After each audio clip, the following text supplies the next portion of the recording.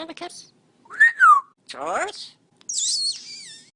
Hello, parrot lovers and fellow sniffers. Yeah, I warned you guys that I might be calling you guys sniffers.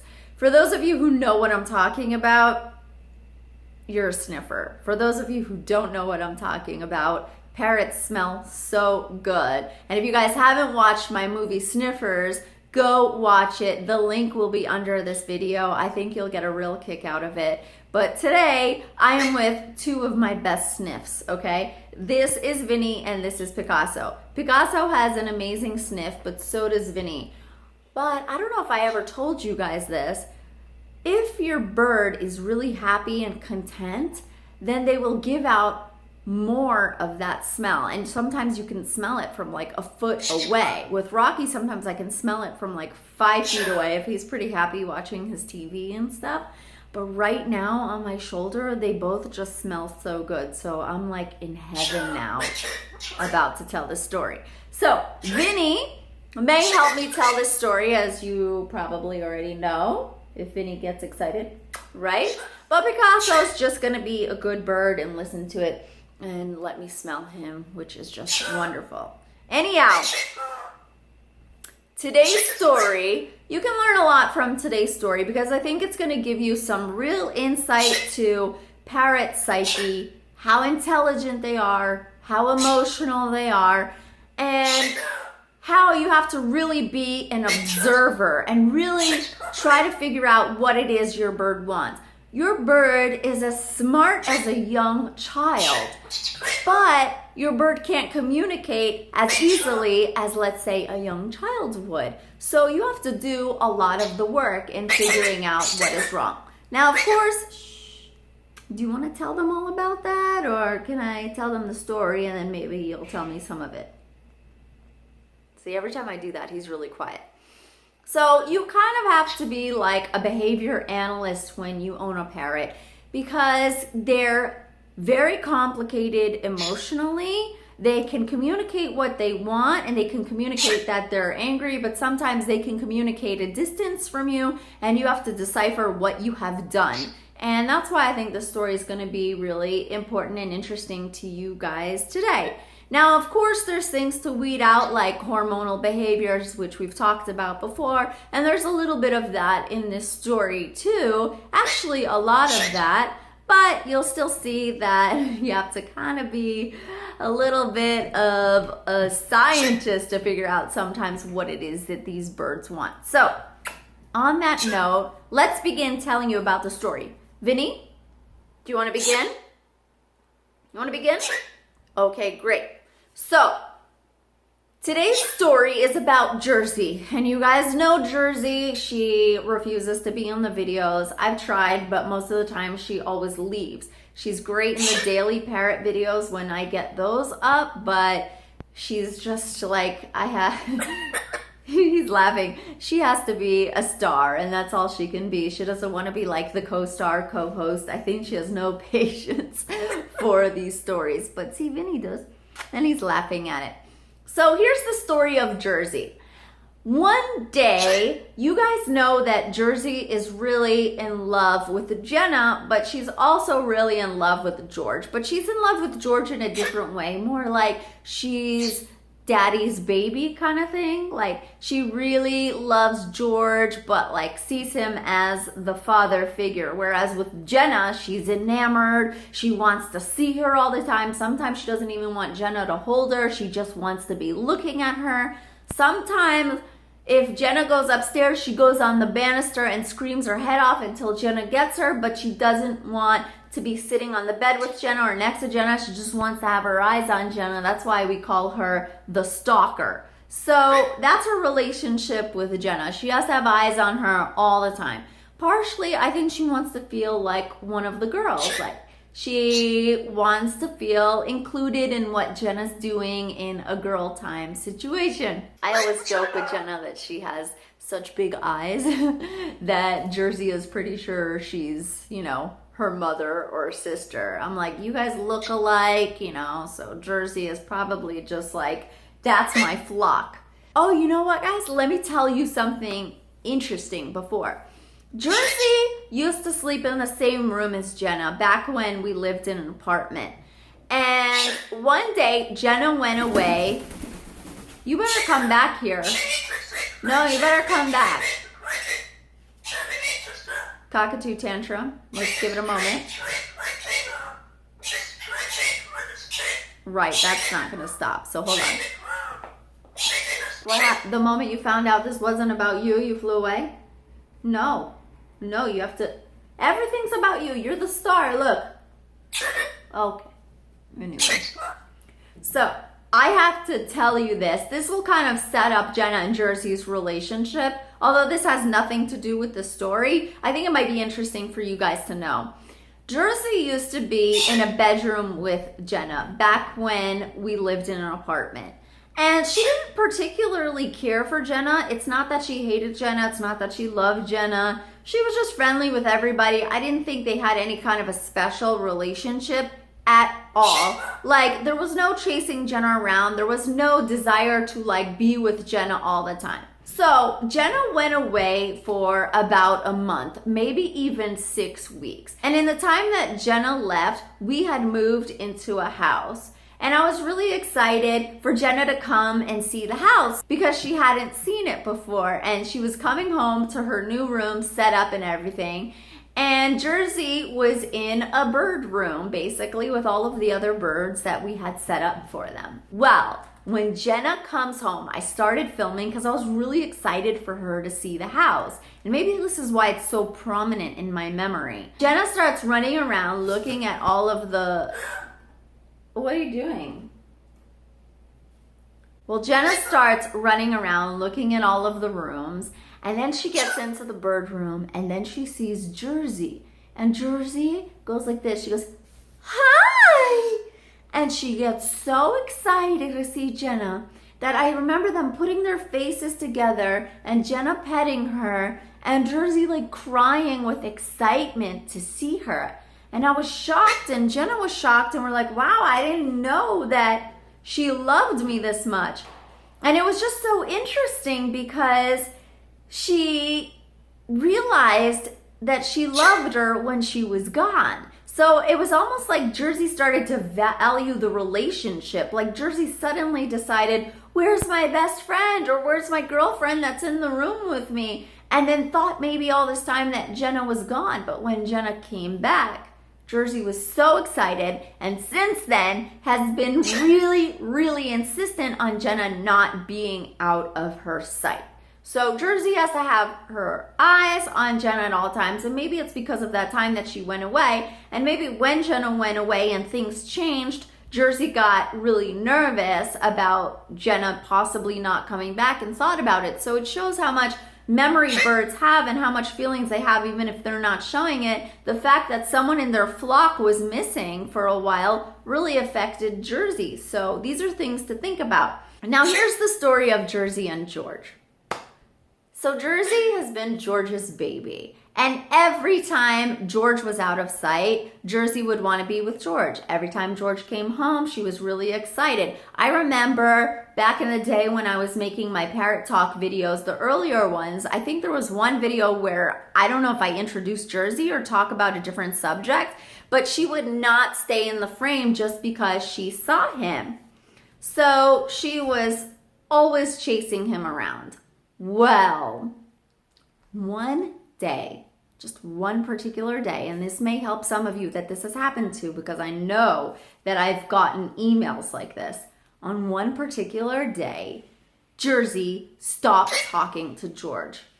George approached like, hey, my baby, and she wanted nothing to do with him. It was like she was terrified of his hands. Almost like you would think that she had been abused by this person, but of course she never, ever, ever had. It was like one day she was lying in his chest, and then the next day she wanted nothing to do with him.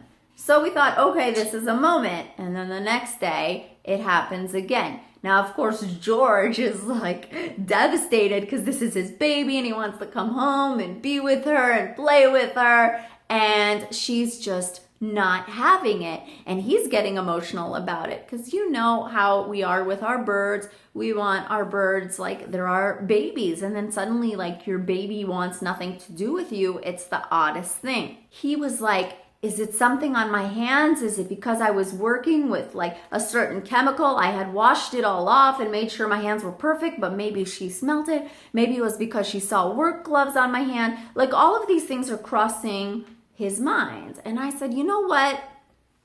I gotta tell you something. You know how Jersey crawls up the railing? Well, she did that in our old house too. And on that particular day, I swear to you, like I had a feeling this was gonna happen. Rocky learned to climb up the banister. What are you doing? If you've seen my videos, you know that Jersey is always climbing up the banister, calling for Jenna, screaming for whatever. That's Jersey's thing.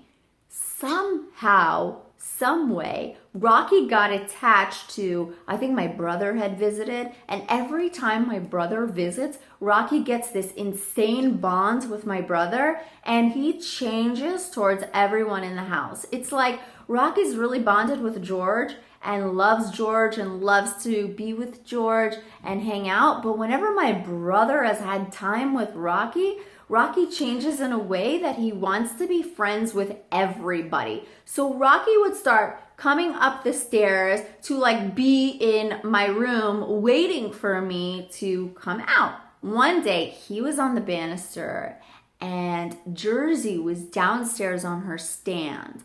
And then George went and pet Rocky and cuddled him and took him off the banister. And I kid you not, I saw Jersey's face, you know, her big eyes, like looking, and she was like, had this moment of emotion, and I just know the bird so well that I felt like that traumatized her. And I said something at that moment. I said, oh no, this is like her banister, and now you're giving Rocky love, and Rocky is like the bird that came after her, and she's not gonna like this. The next morning, she did not want to talk to him. So this goes on for quite a few weeks, and Jersey wants nothing to do with George. Then one day when we were filming in the house, she wanted everything to do with George. It was like, no, don't leave me. Let me be with you. And she was not really scared of filming, but like I wasn't available. Jenna wasn't available. There's a lot going on in the house. So George was like in his glory, carrying Jersey around like, oh, this is my moment, thinking like her emotions are over with. Again, wants nothing to do with him. He's getting very upset. He's getting very emotional. What did I do? Did I do something wrong?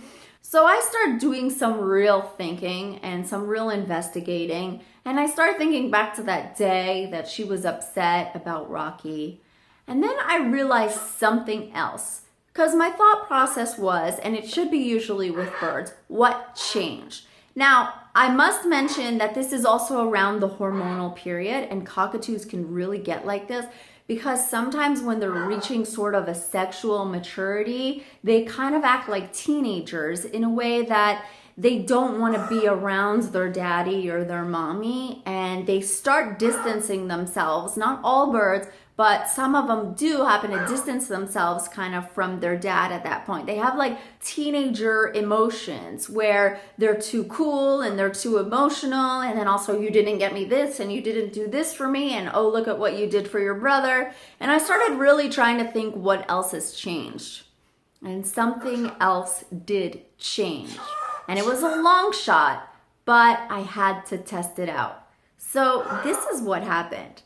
Jersey had this beautiful big stand, and it was hers, and she stood on it and she shared it. Picasso would be on it. George would hang out on it. The birds would hang out on it. It was pretty big. Rocky at the time was kind of new, and he refused to be on the stand in the beginning when we first got him. I mean, he really just wanted to be near his cage. He was afraid to leave it. He was afraid to come down.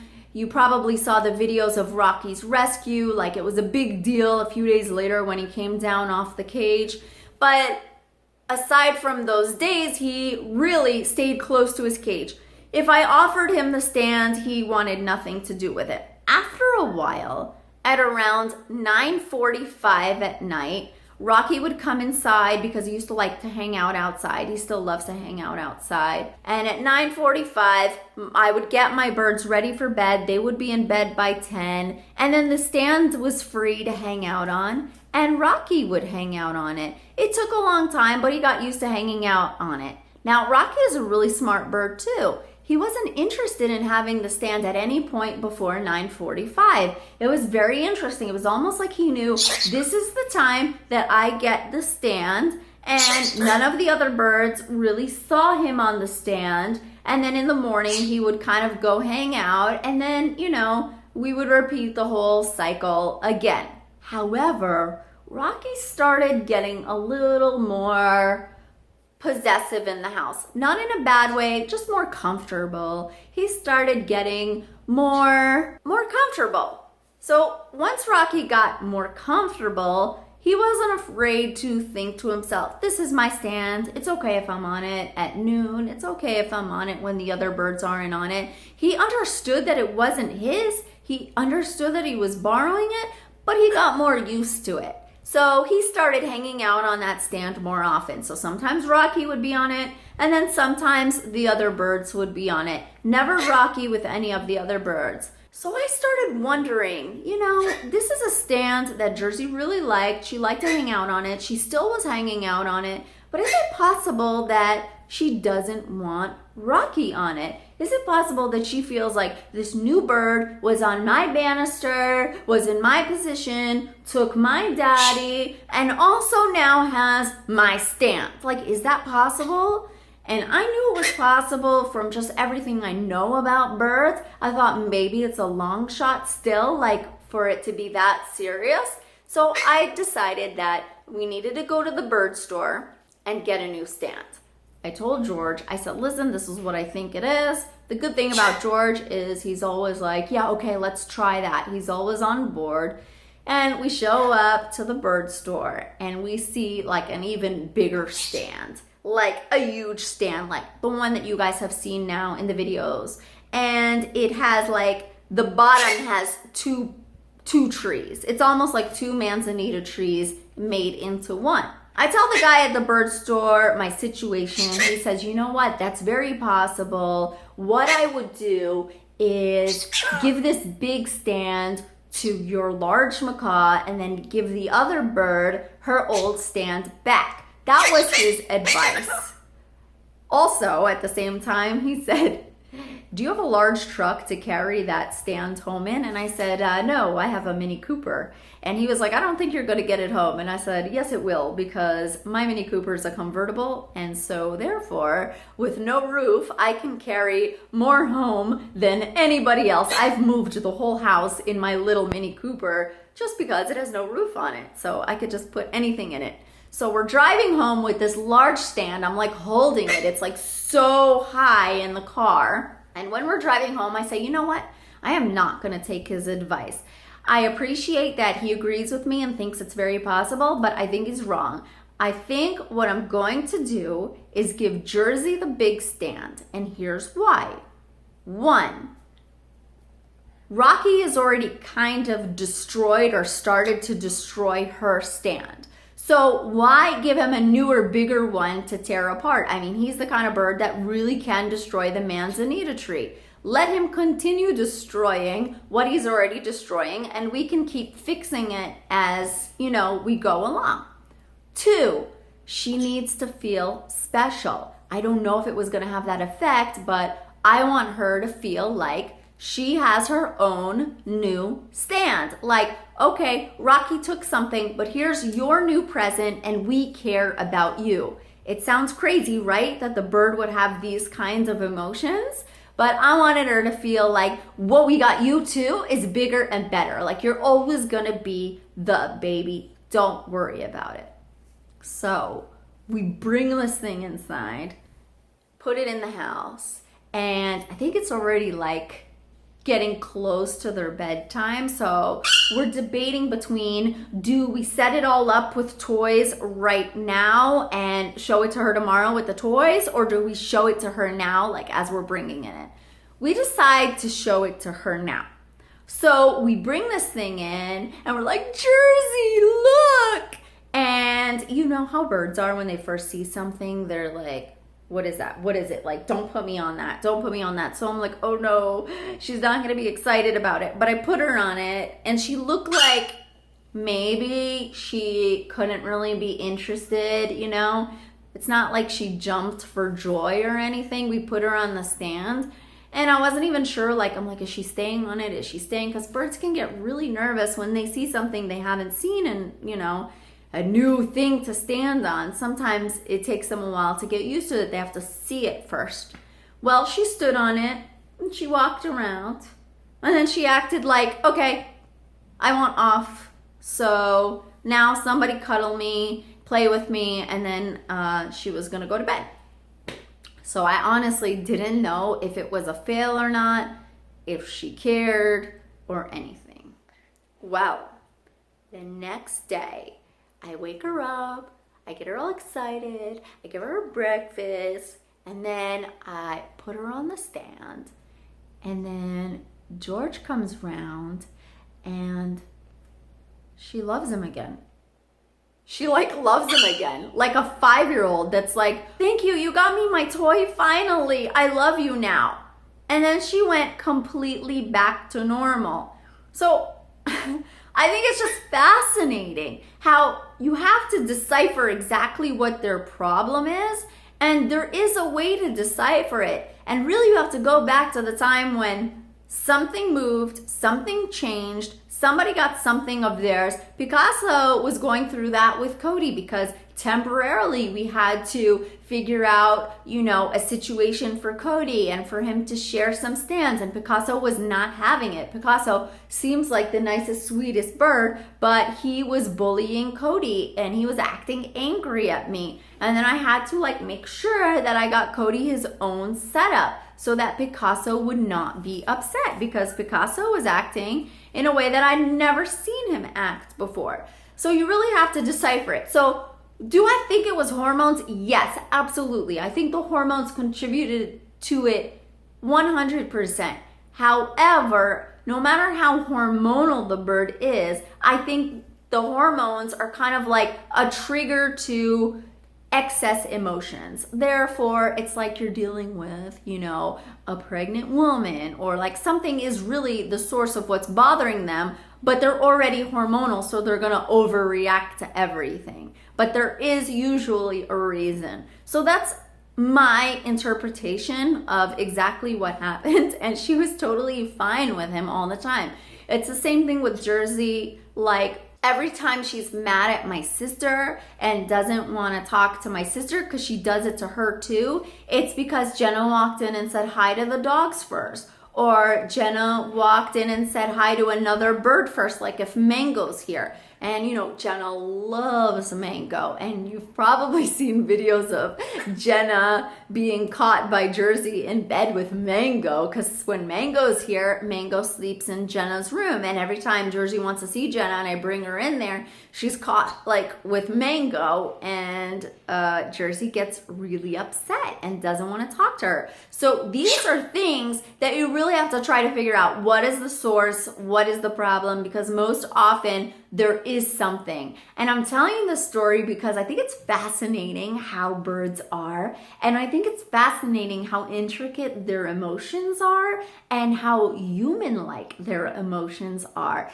And it's important for you guys to know it too. So aside from it being an interesting story, I find it to be very educational and insightful into problems you may be having with your parrots, whether they're at a hormonal age or a hormonal season.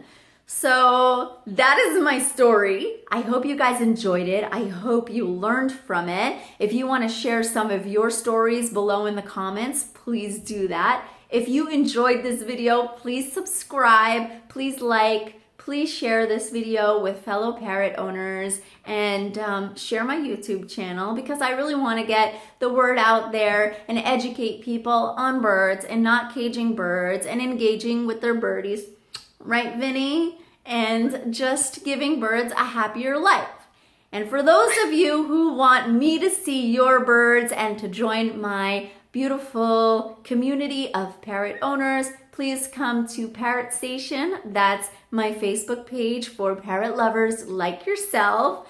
I want you to come introduce your bird. If you don't have a bird, that's totally fine. But I just love watching videos of your birds. And the community is also very informative. So sometimes if you have a question or you want to know something, there's great people on there ready to help you, ready to engage, and it's just a lot of fun. And that's my goal with the page, for it to be fun. So please keep it fun, keep it entertaining, share videos, don't judge other parrot owners. We all live in different homes. We don't know what everybody else has that could be a danger to our parrots.